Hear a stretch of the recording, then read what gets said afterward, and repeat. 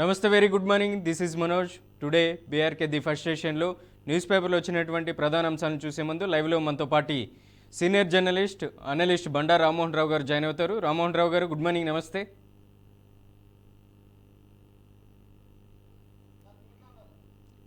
రామ్మోహన్ రావు గారు. ఓకే, నమస్తే అండి రామ్మోహన్ రావు గారు. నమస్తే నమస్తే నమస్తే. ముందుగా ఈనాడు తెలంగాణ తీసుకుందాం. నిన్నటి రోజున 3 రోజుల బ్రేక్ తర్వాత అసెంబ్లీ సమావేశాలు ప్రారంభమయ్యాయి. తొలి రోజున వాడివేడిగా జరిగాయి. ఇటు బీఆర్ఎస్ అలాగే కాంగ్రెస్ ఎమ్మెల్యేల మధ్య ప్రధానంగా దానికి సంబంధించినటువంటి వార్తను చూస్తున్నాం. మూసీ రివర్ బెడ్కి సంబంధించినటువంటి నిన్న అసెంబ్లీలో వాడివేడిగా చర్చలు జరిగాయి. మూసీపై ముందుకి మార్చి నెలాఖరుకు తొలి దశ అంచనాలు ఖరారు. ఆ వెంటనే 21 కిలోమీటర్ల పనులకు టెండర్లు. సంక్రాంతిలోపు డిపిఆర్పై స్పష్టత ఇవ్వాలి. ఏడీబీ నుంచి 4,000 కోట్ల రుణం. వచ్చే 2 ఏళ్లలో హైదరాబాద్కి 20 టీఎంసీల గోదావరి జలాలు. అభివృద్ధి చేస్తుంటే కొందరు విషయం కక్కుతున్నారు. శాసనసభలో సీఎం రేవంత్ రెడ్డి. ఇక పేదలకు మెరుగైన వసతులు అంటూ కూడా అలాగే శాసనసభలో ఏదైతే మాట్లాడారో రేవంత్ రెడ్డి, ఆ అంశానికి సంబంధించిన వార్తను కూడా మనం చూస్తున్నాం. ప్రధానంగా నిన్నటి రోజున మూసీకి సంబంధించినటువంటి అసెంబ్లీలో అంశం మీదనే ప్రధానటువంటి చర్చ జరిగింది. ఏదైతే 1,50,000 కోట్లు ఈ 5 ఏళ్ల కాలంలో కేటాయించాము, ఏదైతే బీఆర్ఎస్ ఎమ్మెల్యేలు సపోర్ట్ చేయట్లేదు మూసీ రివర్ బెడ్కి సంబంధించినటువంటి, మేము అభివృద్ధి చేస్తామంటే కడుపులో విషం దాచుకున్నారు, విషం కక్కుతున్నారు బయటకంటూ కూడా హరీష్ రావు మీద కూడా వ్యాఖ్యలు చేశారు నిన్న అసెంబ్లీలో. ఇటు హరీష్ రావు కూడా రేవంత్ రెడ్డి మీద కూడా కామెంట్ చేశారు. ప్రధానంగా ఏదైతే రేవంత్ రెడ్డి మాటల్లోనే మూసీ కంపు కనపడుతుందనేటువంటి వ్యాఖ్యలను కూడా మనం చూసాం నిన్నటి రోజున అసెంబ్లీలో. ఎలా చూడొచ్చు అంటారు? ఇటు బీఆర్ఎస్ ఎమ్మెల్యేలు కూడా వాకౌట్ చేసినటువంటి పరిస్థితి ఉంది నిన్న అసెంబ్లీ నుంచి, ఈ 22 పార్టీలకు సంబంధించినటువంటి వ్యాఖ్యల్ని. మనోజ్, మీకు అట్లాగే బీఆర్కే న్యూస్ ప్రేక్షకులకు నమస్కారం.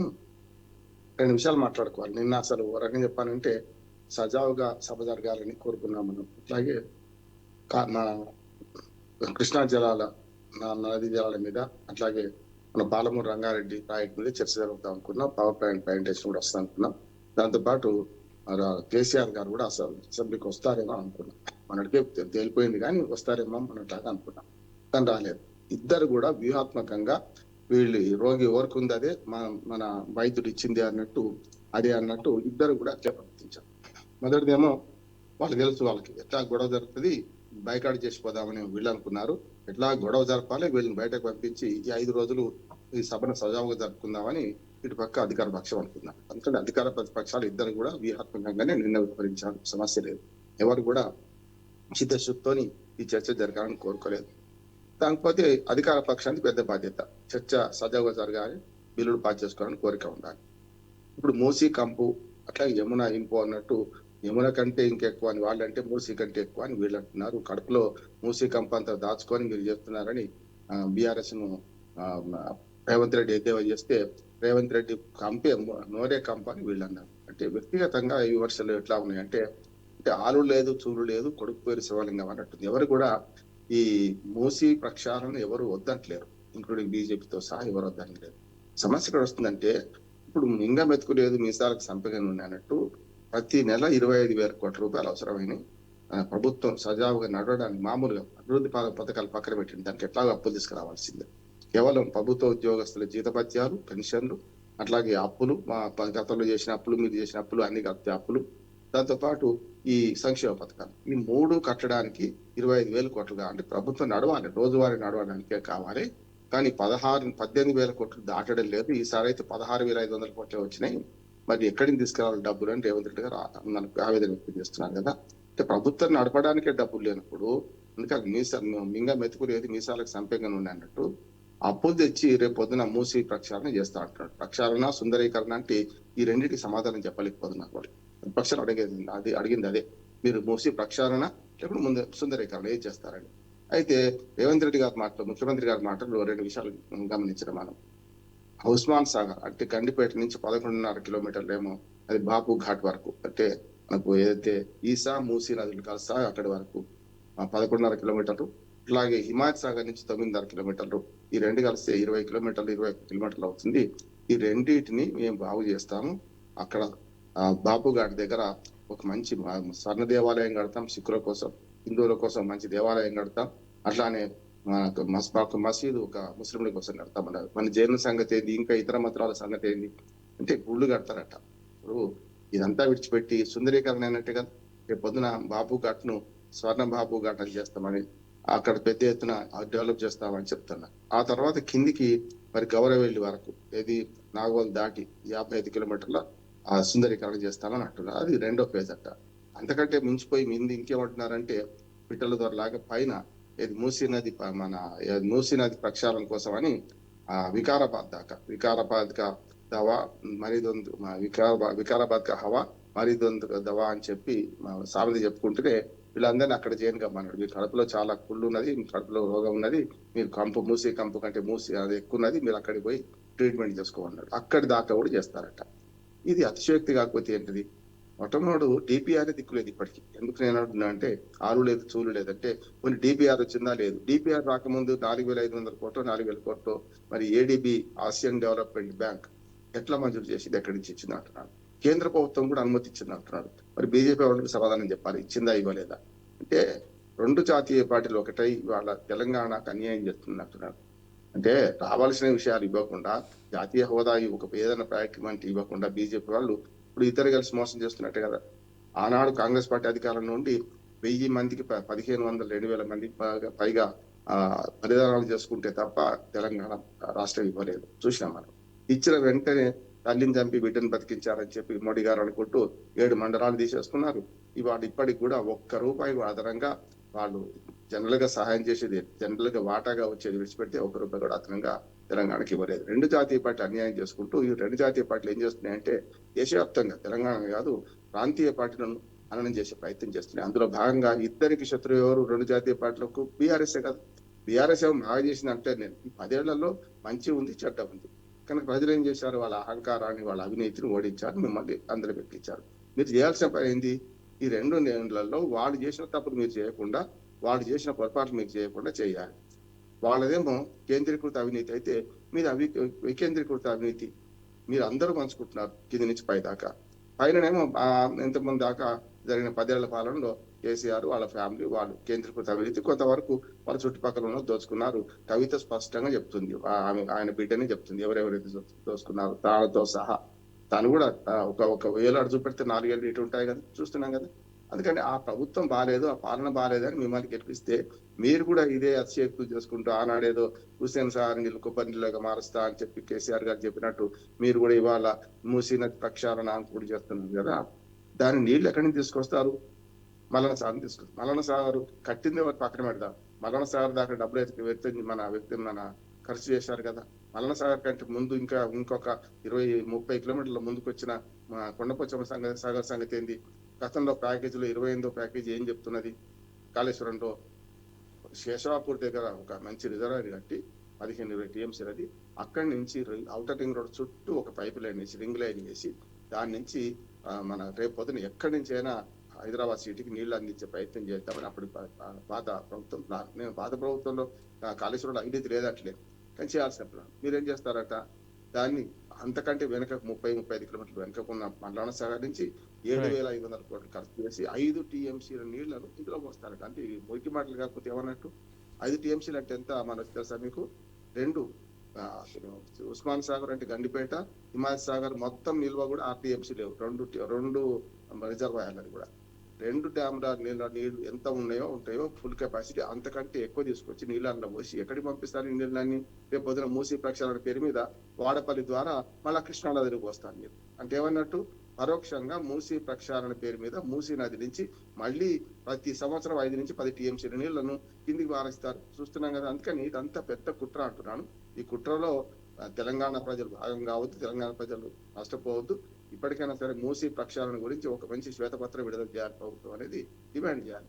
కాకపోతే వీళ్ళు తప్పించుకున్నారు. వీళ్ళు కూడా బయటకు ఏమంటారు బైకాట్ చేసి తప్పించుకున్నారు. మనం ఇది ఇద్దరు కూడా వ్యూహాత్మకంగా వాళ్ళేమో పవర్లో ఉండొద్దని వీళ్ళు కోరుతున్నారు. ఉండకుండా పోతే 5 రోజులు చర్చ పోద్ది అనుకుంటున్నారు. వాళ్ళ పీపీటీల ద్వారా ఇద్దరు కూడా అసెంబ్లీ సాక్షిగా ప్రభుత్వం పార్టీ ఆఫీసర్స్ గా వాళ్ళు చేస్తా అంటారు. సో దాని మీద ఆ వార్తకు సంబంధించినటువంటి అంశాన్ని కూడా మనం చూస్తున్నాం. బీఆర్ఎస్ ఎమ్మెల్యేలు ఏదైతే నిన్న సీఎం రేవంత్ రెడ్డి బీఆర్ఎస్ ఎమ్మెల్యేలను ఉద్దేశించినటువంటి కామెంట్స్పై హరీష్ రావు బీఆర్ఎస్కి సంబంధించినటువంటి ఎమ్మెల్యేల తరపున మాజీ మంత్రి హరీష్ రావు మాట్లాడారు. బీఆర్ఎస్కి సంబంధించినటువంటి అసెంబ్లీ నుంచి వాకౌట్ కూడా చేశారు.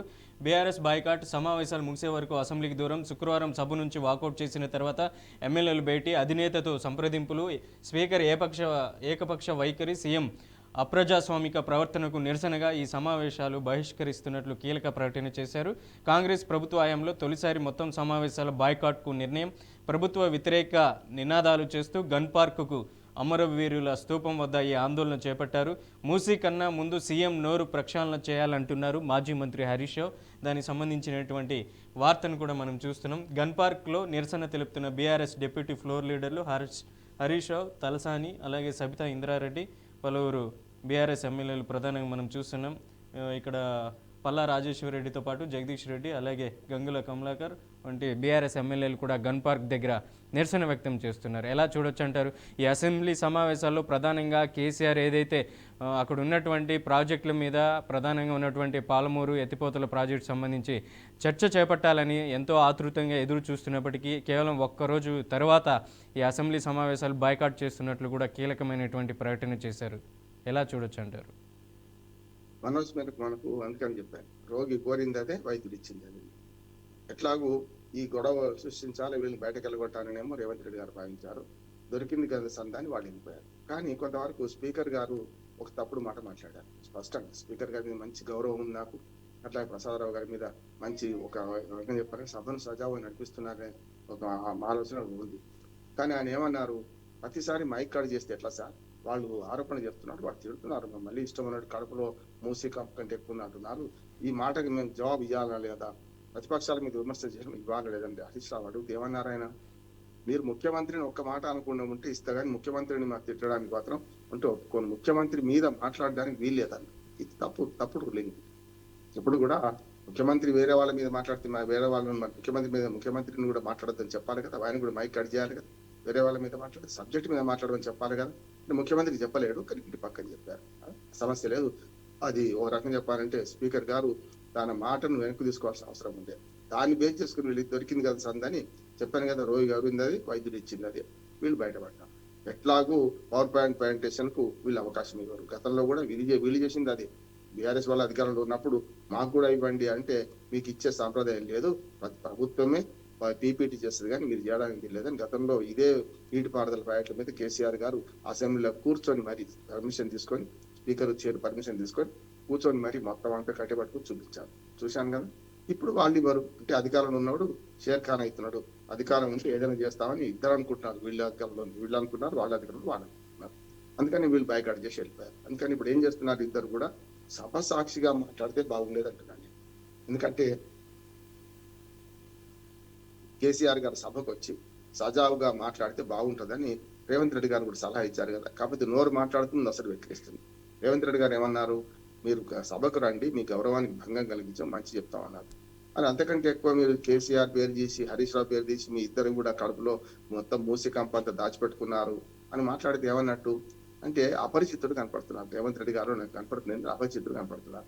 ఒక వంపనేమో రమ్మంటాడు, మీకు మర్యాద ఇస్తామంటాడు, ఓసారి ఇజ్జత్ తీస్తుంటాడు. తప్పు కదా. చర్చ జరగాల్సింది నీటిపారుదల అంశాల మీద, కృష్ణా నదీ జలాలు, గోదావరి నది అన్నింటిలో మనం జరగాలంటున్నాం. ఒక కృష్ణా మీద జరుపుకుందామని ప్రభుత్వం అనుకుంటుంది. కాదు గోదావరి జలాల సంగతి ఏంది, బనకచెర్ల పోలవరం బనకచెర్ల ఏంది, పోలవరం నల్లమల సాగర్ ఏందని వీళ్ళు అంటున్నారు. దీని గురించి మాట్లాడుతున్నారు, దాని గురించి ఎందుకు మాట్లాడతారని వీళ్ళు వెక్కిరిస్తున్నారు. మధ్యాహ్న చోద్యం చూస్తుంది ఎవరంటే పిట్టపోరు పిల్లి తెరిచినట్టు ఇవాళ బీజేపీ చోద్యం చూస్తున్నారు. బీజేపీ చోద్యం చూస్తుంది, చేయాల్సిన పని చేయడం లేదు. నిన్న దాకా విమర్శించాను, కానీ నిన్న కేంద్ర ప్రభుత్వం మంచి నిర్ణయం తీసుకుంది. మనోజ్ వార్త వచ్చిందో లేదు చూడగాని, అది ఏంటంటే నేను మొదటి నుంచి అంటున్నాను, ఏంటంటే ఇద్దరి మధ్య అన్నదమ్ములు పంచాయతీ పెట్టుకుంటారు. ఎవరు చేయాలి, తండ్రి తీర్చాలి దాన్ని, లేకుంటే పెద్దన్న ఉంటే పెద్దన్న తీర్చాలి. అన్నదమ్ములు కంటే తండ్రి తీర్చాలి. తండ్రి పాత్ర ఎవరు వహించాలి, కేంద్ర ప్రభుత్వం వహించాలి. నిన్న ఒక జలవనరుల దాని మీద జలవనరుల శాఖ నిన్న ఒక కమిటీ వేసింది, ఆ కమిటీని ఆహ్వానిస్తున్నాను. ఇప్పటికైనా 2 ఏళ్ల తర్వాత, మన 2 ఏళ్ళ నుంచి మొత్తుకుంటున్నాను, కేంద్రం ప్రభుత్వం చొరవ తీసుకోవాలి, 2 రాష్ట్రాల మధ్యన జలఘర్షణ జరగకుండా ఉండాలి, రెండు రాష్ట్రాలకు ఉభయ రాష్ట్రాలకు మేలు జరగాలి, ప్రజలకు మేలు జరగాలి. ఈ రాజకీయ నాయకులు వాళ్ళు ఉంటారు, రేపు పోతారు. ముఖ్యమంత్రులు వాళ్ళే ఉన్నారా? 2014లో ఉన్న ముఖ్యమంత్రులు ఇప్పుడు ఉన్నారా? లేరు కదా. ఇప్పుడు 2014 చంద్రబాబు నాయుడు అక్కడ ఉండే, తర్వాత మధ్యన పోయిండు, మళ్ళీ ఇప్పుడు వచ్చిండు. ఇక్కడ కూడా అంతే, కేసీఆర్ 10 ఏళ్ళు ఉన్నాడు, ఇప్పుడు రేవంత్ రెడ్డి వచ్చిండు, మధ్యన జగన్మోహన్ రెడ్డి గారు వచ్చిపోయారు. చూస్తున్నాం కదా, ముఖ్యమంత్రులు అయితే మారుతున్నారు కదా. అటువంటి అప్పుడు మీరు చేయాల్సిన పని రెండు రాష్ట్రాల మధ్యన win win solution, zero sum game కాదు. మీరు నష్టపోతే మేము లాభపడతాం, నేను లాభపడితే మీరు నష్టపోతామని కాకుండా చేయాల్సిన పని అది కదా. అందుకని కేంద్ర ప్రభుత్వాన్ని 2 ఏళ్ల తర్వాత మేల్కొని ఈ రెండు రాష్ట్రాల జలవనరుల పంచాయతీ మీద ఒక మంచి కమిటీ వేసింది. ఇందులో 2 గోదావరి బోర్డు, కృష్ణా బోర్డును భాగస్వామ్యం చేసింది. ఇటు 4, అటు 4 అధికారులు, తెలంగాణ నుంచి 4, ఆంధ్రప్రదేశ్ నుంచి 4 అధికారులను పెట్టింది. మరొక 4 కేంద్ర ప్రభుత్వ అధికారులు ఉంటారు. కేవలం రాజకీయాలు ఉన్నాయి ఇంట్లో. అందరూ అధికారులు పర్యవేక్షించి మొత్తం కృష్ణా జిల్లాల వాటా తెలంగాణకి తేల్చాల్సిందే, అట్లానే ఆంధ్రప్రదేశ్కి తేల్చాల్సిందే. గోదావరిలో కూడా పూర్తి స్థాయిలో వాటా తేల్చాలి. విభజన చట్టం అమల్లోకి వచ్చినప్పటికీ ఏవేవైతే ప్రాజెక్టులు ఉన్నాయో వాటన్నిటికీ అనుమతులు డీమ్ ఇచ్చేయాలి. కొత్త ప్రాజెక్టులకు అనుమతి ఇవ్వడానికి మాత్రం మళ్ళీ మొదటికి రావస్తే బాగుంటుందని నేను అనుకుంటున్నాను. అయితే కేంద్ర ప్రభుత్వం ఈ పంచాయతీ తీర్చడానికి ఒక మంచి అవకాశం అయితే వచ్చినట్టు. రైట్. మా నాన్న అసెంబ్లీకి రావాలి, అధికార పార్టీ చేసే ఆరోపణల్ని తిప్పికొట్టాలనేసి కల్వకుంట్ల కవిత చెప్పుకొస్తుంది. ప్రధానంగా ఆంధ్రజ్యోతి దినపత్రిక తెలంగాణ చూసుకుంటే కేసీఆర్ సభకు రావాలి, ఆరోపణలపై మాట్లాడి చిత్తశుద్ధి నిరూపించుకోవాలి, లేకుంటే బీఆర్ఎస్ను దేవుడు కూడా కాపాడలేడు, పాలమూరు రంగారెడ్డిని జూరాల నుంచి శ్రీశైలానికి ఎందుకు మార్చారు కేసీఆరే వచ్చి చెప్పాలి, పాలమూరుతో ప్యాకేజ్ అమ్ముకున్న హరీష్ రావు, ఆయన వల్లే ఆ ప్రాజెక్ట్ ఇబ్బందులో పడింది, కేసీఆర్ హరీష్ పిల్లకాకులు, నాన్న నీడలో పెరిగారు, కేసీఆర్ పిలిచినా ఇక బీఆర్ఎస్లోకి వెళ్ళను, 5న మండలిలో రాజీనామాకు గల కారణాలను చెప్తానంటూ కూడా కల్వకుంట్ల కవిత కామెంట్ చూస్తున్నాం. ఎలా చూడొచ్చు అంటారు ఈ వార్తకు సంబంధించి? సందట్లో సడమి అంటే ఇది తెలంగాణ అంతా నీళ్ల పోరాటంలో ఉంటే ఆమె తండ్రి మన బిడ్డల పోరాటంగా మారిందంటున్నాడు. పత్రికలు కూడా ఇటువంటి దాన్ని బాగా ప్రచారం ఇస్తాయి. ఆంధ్రజ్యోతి పత్రిక మనకు మొదటి నుంచి తెలిసిందే కనుక నిన్నగాక మొన్న ముఖ్యమంత్రి స్వయంగా ఒక ఆంధ్రజ్యోతి యాజమాన్యానికి అంటే రాధాకృష్ణ గారి దగ్గరికి పోయి కలిసిన సందర్భం చూశాం కనుక మొత్తం మీద కాంగ్రెస్ లేపి బీఆర్ఎస్ ని వీక్ చేయడానికి ఒక అస్త్రంగా దీన్ని పత్రికలు వాడుకుంటే, కొంత మీడియా సంస్థలు కూడా కొంత వాడుకుంటున్నాయి. కాంగ్రెస్ పార్టీ మొదటగా వాడుకుంటారు. ఎందుకంటే కల్వకుంట్ల కవిత ఒక స్పష్టత ఇవ్వాలి. అసలు ఈ అవినీతి మీద మాట్లాడుతుంటే ఈ అవినీతిని సహించింది ఎవరు? వాళ్ళ తండ్రే కదా అంటున్నాను. తండ్రి అయితే ధృతరాష్ట్రుడు కాదు కదా. గాంధారన్న కళ్ళకు గంతలు కట్టుకుంది గుడ్డి కాకపోయినా భర్త కోసం, కానీ ధృతరాష్ట్రుడు కాదు కదా. మరి ఇంత అవినీతి జరుగుతుంది, కేసీఆర్ గారు ఏం చేస్తున్నారు? కేసీఆర్ గారు మంచివారు అంటున్నారు, ఆమె మిగతా వాళ్ళతో దుర్మాట్లాడుతున్నారు. కొన్ని పేర్లు కూడా ఇచ్చేసింది, మళ్ళీ వ్యక్తిత్వ హననం, మా నిక్ నేమ్స్ పెట్టేసింది. ట్రబుల్ బూమర్ అను ట్రబుల్ బూస్టర్ అను పెట్టింది ఆయనకు. అట్లాగే ట్రబుల్ షూటర్ అంటాం కదా, అట్లా హరీశ్రావుకు పేరు పెట్టేసింది. పెట్టేసి ఏమంటుంది, ఆయన వల్లనే ఈ మొత్తం జూరాల ప్రాజెక్ట్ మారిందంట. ముఖ్యమంత్రి ఎవరు అంటున్నా, ఆనాడు ముఖ్యమంత్రి కేసీఆర్ కాదు కదా. జూరాల నుంచి కింద మార్చాలని తలా తోకలేని ప్రశ్న ఇవన్నీ అంటున్నారు. తల తెరుస్తలేదు, తోక తెరుస్తలేదు అందరికీ. కవితకే కాదు, రేవంత్ రెడ్డి గారు కూడా ఏం మాట్లాడారు, తల విడిచిపెట్టి తోక దగ్గరికి పోతారన్నారు. అసలు నదికి తల ఎక్కడ తోక దగ్గర తెలవాలి కదా. మొత్తం తోకలన్నీ కలిస్తేనే తల అవుతుంది కదా, కాళ్ళు చేతులు అంతే కదా, మిగతా అంగాలు కలిస్తేనే తల అవుతుంది కదా. ఎక్కడి నుంచి వస్తావు? ఉపనదులు అన్ని కలిసిన తర్వాత మహానదికి మారిన తర్వాతనే కదా కిందికి తల అనేది అంటున్నాను. కొస కాదు అది, కొసనే తల. జూరాల తల కాదు, శ్రీశైలమే తల ఉన్నంతలో అక్కడి వరకే. కిందికి పోతున్నా కొద్ది నాగన్న సాగరు, ప్రకాశం బ్యారేజ్ ద్వారా కిందికి వెళ్తే మన బంగాళాఖాతం కలిసేది తల అంటున్నాడు. పాముకు తలలాగా కిందిది ఉంటుంది, మీది కాదు. రేవంత్ రెడ్డి గారు ఏమంటున్నారు, తలా తోక లేకుండా జూరాలలో నీళ్లు అన్ని అక్కడికే వస్తాయి కదా, అన్ని జూరాలకే వస్తాయి అంటున్నాడు. అంతా కూడా అవగాహన కూడా లేదంటున్నాడు. అసలు జూరాల ఆ ఉమ్మడి మీరు ఒకసారి రేవంత్ రెడ్డి ప్రసంగం రివైండ్ చేసుకోండి. ఉమ్మడి ఆంధ్రప్రదేశ్ లో ప్రవేశిస్తుంది ఏది? కృష్ణా నది అంటున్నాడు, మన భీమా నది అంటున్నాడు. ఎక్కడి నుంచి మాట్లాడాలి? కర్ణాటక నుంచి ఏ నది ఎక్కడి నుంచి వస్తుంది? తెలంగాణలో ప్రవేశిస్తుందా? విభజించబట్టి 12 ఏళ్ళు తెలంగాణ ఎక్కడ ప్రవేశిస్తుంది? ఒకనాడు ఉమ్మడి ఆంధ్రప్రదేశ్ అంటే అది కృష్ణా నది నీళ్లు కానీ మనకు భీమా నది నీళ్లు కానీ ఇక్కడికి వస్తాయని. భీమా నది కర్ణాటకలోనే కలుస్తుంది, మన దగ్గర కలవదు. సో తీరా వచ్చిన తర్వాత మనకు మెల్లగా తెలంగాణ వచ్చిన తర్వాత కలిసి కిందికి వచ్చే వరకు కృష్ణా నది అవుతుంది. అంటే నదుల పరివాహక ప్రాంతం కూడా తెలుస్తుంది. తుంగభద్ర నుంచి నీళ్లు వస్తాయి, మన తుంగభద్ర 450 నుంచి 500 టీఎంసీ నీళ్లు మనకు శ్రీశైలం దాకా వస్తాయని కొత్త విషయం కూడా తెలుస్తుంది ఆయనకు.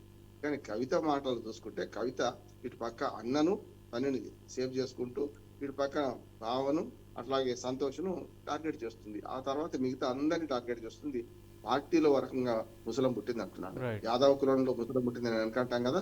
ఆనాడు కృష్ణుడికి కదా సాంబా ఎట్లను ఇప్పుడు వాళ్ళ కేసీఆర్ గారికి ఈ కవిత అట్టా దాపురించింది. ఒక రకంగా చెప్పాలంటే సరైన విషయం కాదు. ఆమె మాట్లాడిన మాటలలో ఆమె సంపాదించుకుంది ఎంత, మిగతా వాళ్ళు సంపాదించుకుంది ప్రశ్నలు అడుగుతారు కదా అందరు కూడా.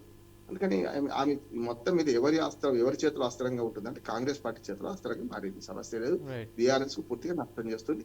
తెలంగాణ ప్రజలకు కూడా సమాధానం చెప్పాలి. ఆమె కూడా సంపాదించుకుంది కదా, ఆమె అధికారం ఉన్నప్పుడు ఇవన్నీ ఎందుకు మాట్లాడలేదు, ఆమె ఎంపీగా ఉన్నప్పుడు ఎమ్మెల్సీ ఉన్నప్పుడు ఈ ప్రశ్నలు ఎందుకు సంధించలేదు, వాళ్ళ అధికారం పోయిన తర్వాత మాట్లాడుతుంది అంటే ఖచ్చితంగా ఎవరి చేతిలో అస్త్రంగా మారిందో మనం అర్థం చేసుకోవాలి. రైట్.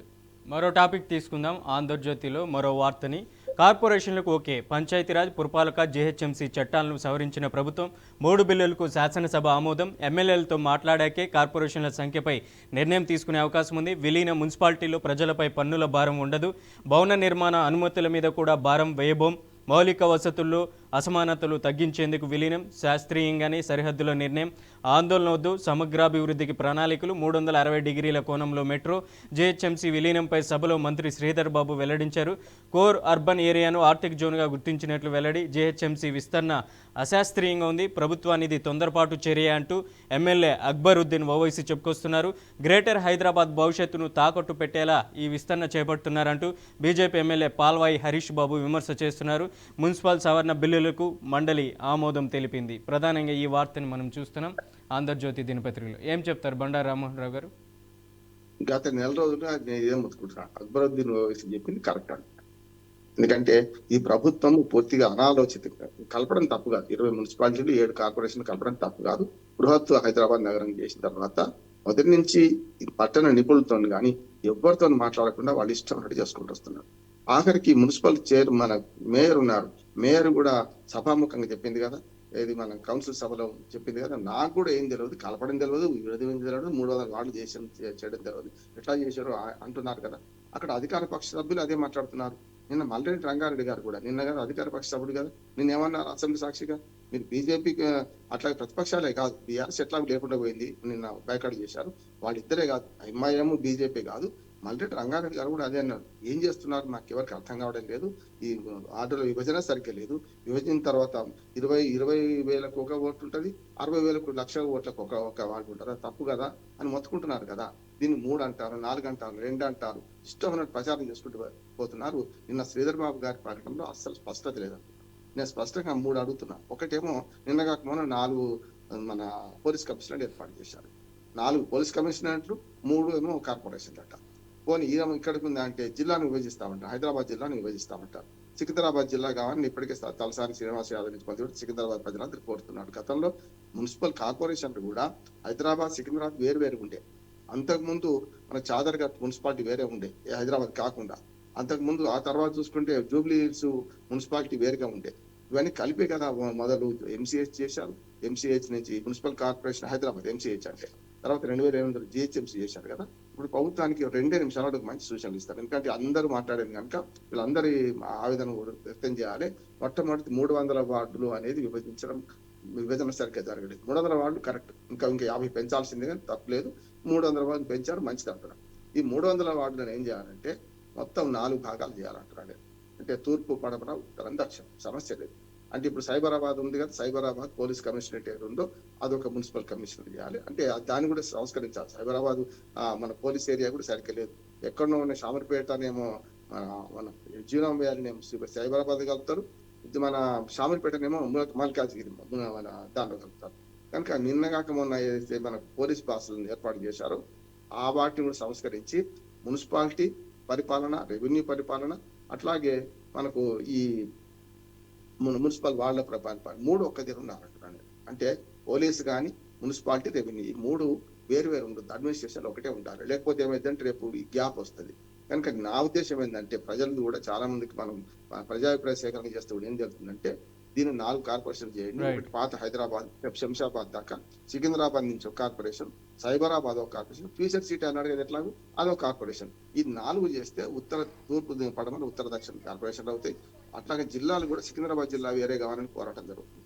ఆ హైదరాబాద్ జిల్లాను విభజించాలి. హైదరాబాద్ సికింద్రాబాద్ మూసి మనకు ట్యాంక్ బండ్ హద్దుగా చేస్తే అప్పుడు ఏమైతే పరిపాలన, రెవెన్యూ పరిపాలన, కలెక్టర్ నలుగురు ఉంటారు, నలుగురు మున్సిపల్ మేయర్లు ఉంటారు, నలుగురు పోలీస్ బాసులు ఉంటారు. అంటే ఏకీకృత పాలన జరగడానికి వీలుంటది కనుక అది ఆలోచించకుండా ఏది పడితే అది రోజుకో మాట, రోజుకో పద్ధతి, ఇవాళ కాకుండా రేపటికి ఇంకో పుకారం చెప్తున్నారు. ఈ మున్సిపల్ కార్పొరేషన్ హైదరాబాద్ దీన్ని 4 భాగాలకు చేయాలి. అప్పుడు మాత్రమే కొంత పరిపాలన వికేంద్రీకరణ అవుతుంది. లేకుంటే కేంద్రీకృత పరిపాలన వల్ల నష్టం జరుగుతుంది. నేనన్న మాట కాదు, అధికార పార్టీ వాళ్ళు అదే అంటున్నారు, ప్రతిపక్షాలు అవే అంటున్నాయి. ప్రభుత్వం మాత్రం దీనికి డొంక తిరుగుడు సమాధానం ఇస్తుంది. సరైనది కాదు ఇది. పోలీస్ బాసుల మన నిర్ణయాల్లో కూడా చాలా తప్పు జరిగింది. మల్కాజ్గిరి పేరు మీద ఆయనకు మంచి ఉండొచ్చు, కానీ మల్కాజ్గిరి మేడ్చల్ మల్కాజ్గిరి జిల్లా తీసి జిల్లా కేంద్రం మార్చడం ఇవన్నీ చూస్తున్నాం మనం. ఖచ్చితంగా ఈ 4 భాగాలు చేస్తేనే మున్సిపల్ అభివృద్ధి జరుగుతుందని మనం భావిస్తున్నాం. ప్రజల అభిప్రాయం తెలుసుకోండి, ఇంకో నెల టైం ఇవ్వండి, నష్టం లేదా అంటున్నాం. రైట్. ఏపీ ఈనాడు పేపర్ తీసుకుందాం. ప్రధానంగా సమయం తక్కువ ఉంది కాబట్టి నిన్నటి రోజున ఈ వార్తకి మనం మాట్లాడుకున్నటువంటి పరిస్థితి ఉంది. అర్జీ ఆగద్దు, ఏదైతే అనగాని సత్యప్రద సంబంధించినటువంటి వార్త రెవెన్యూ డిపార్ట్మెంట్కి, ఆ వార్త గురించి మనం నిన్నటి రోజున మాట్లాడుకున్నాం. అది కూడా ఇవాళ అదే వార్త వచ్చింది. ఇక ప్రధానంగా మరొక వార్త ఉంది. కొండగట్టు ఆంజనేయ క్షేత్రానికి పవన్ కళ్యాణ్ నేడు 35.19 కోట్ల టీటీడీ నిధులతో 2 పనులకు శంకుస్థాపన చేయనున్నారు డిప్యూటీ సీఎం పవన్ కళ్యాణ్. దీక్ష విరమణ మండపం, 96 గదుల సత్రం నిర్మాణానికి పవన్ ఈ నిధులు కేటాయించే అవకాశం ఉన్నట్లు కనిపిస్తుంది. నేడు పవన్ కళ్యాణ్, డిప్యూటీ సీఎం పవన్ కళ్యాణ్ కొండగట్టు అంజనను దర్శనాంతరం ఆ నిధులను కూడా అక్కడ మంజూరు చేసే అవకాశం కనిపిస్తుంది. పలు అభివృద్ధి కార్యక్రమాలు కూడా ఆయన శంకుస్థాపన చేసే అవకాశం ఉంది. ఎలా చూడొచ్చు అంటారు ఈ వార్తని? 35 కోట్ల రూపాయలతోని మనకు టీటీడీ వాళ్ళు ఇస్తే చాలా విమర్శలు వచ్చినాయి. తెలుగు ప్రజలందరూ ఒకటే కదా, టీటీడీకి అందరు పోతారు కదా, తిరుపతి ఆంధ్రప్రదేశ్ వాళ్ళు పోతారు, తెలంగాణ వాళ్ళు పోతారు కనుక అది మంచి పని చేశారు. ఇవాళ శంకుస్థాపన చేస్తున్నారు మండపానికి. ఆ పవన్ కళ్యాణ్ రాకను ఆహ్వానించాలని మంచి పని అంటున్నారు. టీటీడీ దేశవ్యాప్తంగా కడుతున్నారు, తెలంగాణలో కట్టద్దు అని ఎవడు అనడానికి వీల్లేదు కనుక ఆయన వస్తున్నారు. ఆయన ఇష్టదైవమైన, ముఖ్యంగా ఆరాధ్యదైవం 20,000 పైన కొండగట్టు ఆంజనేయ స్వామి దగ్గర చేస్తున్నారు, మంచిది అంటున్నారు. దాంతో పాటు మొదటి వారికి చెప్పారు కదా, ఇవాళ నిన్నటి నుంచి పాస్బుక్ల పంపిణీ కూడా మొదలైంది. ఆనాడు జగన్మోహన్ రెడ్డి ఫోటోలతో వేసుకున్న పాస్బుక్ మొత్తం రద్దు చేసేసి కొత్తగా ఏవైతే 6,000 గ్రామాలకు సర్వే జరిగిందో వాళ్ళందరూ కూడా కొత్తగా రాచముద్ర, ప్రభుత్వ అధికార ముద్ర వేసే ఇస్తున్నారు. ఇది మంచి పని అంటున్నాను. ఒక రకంగా చెప్పాలంటే ఏ సర్వే పూర్తయిందో ఆ గ్రామాలలో రైతులకు మేలు జరిగే ప్రయత్నం చేస్తున్నారు. ఇది మంచిది అంటున్నారు. అది కూడా ఒక మాట మాట్లాడుకుందామని. అట్లాగే చుక్కల భూముల విషయంలో కానీ, ఈ పట్టాల విషయంలో కానీ ఇంకా నిర్ణయం తీసుకోలేదు. మనకు ఏదైతే గవర్నమెంట్ ఇచ్చిన భూములు కానీ, గవర్నమెంట్ భూములు కానీ వాటి మీద మంచి నిర్ణయం తీసుకోవాల్సి ఉంది. రైతులకు మేలు చేసే చర్య రేపు ప్రభుత్వం చేస్తే మంచిదని నేను భావిస్తున్నాను. ఈ 2 విషయాలు, రెవెన్యూ సంస్కరణలు జరుగుతున్నాయి, అక్కడ ముఖ్యంగా రీసర్వే జరుగుతుంది, సమగ్ర రీసర్వే జరుగుతుంది, దాన్ని ఆహ్వానించాలి. అది దేశానికి ఆదర్శం అంటున్నారు. అంటే ల్యాండ్ టైటిలింగ్ యాక్ట్ మొట్టమొదటిసారి మన ఆంధ్రప్రదేశ్లో అమలవుతుంది. జగన్మోహన్ రెడ్డి గారు ప్రారంభించారు. కాకపోతే ఆయన తప్పు చేసింది ఏంటంటే హద్దురాల మీద ఆయన ఫోటోలు వేసుకోవడం, పాస్బుక్ల మీద ఆయన ఫోటోలు వేసుకోవడం. దాదాపు 700 కోట్ల రూపాయలు నష్టం చేశారు ప్రభుత్వ ఖజానాకి అని చెప్పి ప్రభుత్వం ఆరోపించింది. ఎందుకంటే ఆ పాస్బుక్లను రద్దు చేయాల్సి వచ్చింది కదా, ఆయన ఫోటోతో ఉన్నాయి కదా, ఆ ఫోటో తీసేసి కేవలం ఆంధ్రప్రదేశ్ రాజముద్రతో మళ్ళీ కొత్త పాస్బుక్ ప్రింట్ చేశారు. నిన్న నుంచి మొదలు పెడతారు. 9వ తేదీ లోపల 16 లక్షల మందికి ఇవాళ కొత్త పాస్బుక్లు అందే ప్రయత్నం చేస్తున్నారు. మంచిది. రైట్. ఇవాళ న్యూస్ పేపర్లో వచ్చినటువంటి పలు అంశాలపై విశ్లేషణ అందించినందుకు ధన్యవాదాలు. థ్యాంక్ యూ సో మచ్ బండా రామ్మోహన్ రావు గారు. రైట్, ఇది ఇవాళ ది ఫస్ట్ స్టేషన్. రేపటి ఫస్ట్ స్టేషన్లో మళ్ళీ కలుద్దాం. చూస్తూనే ఉండండి BRK న్యూస్.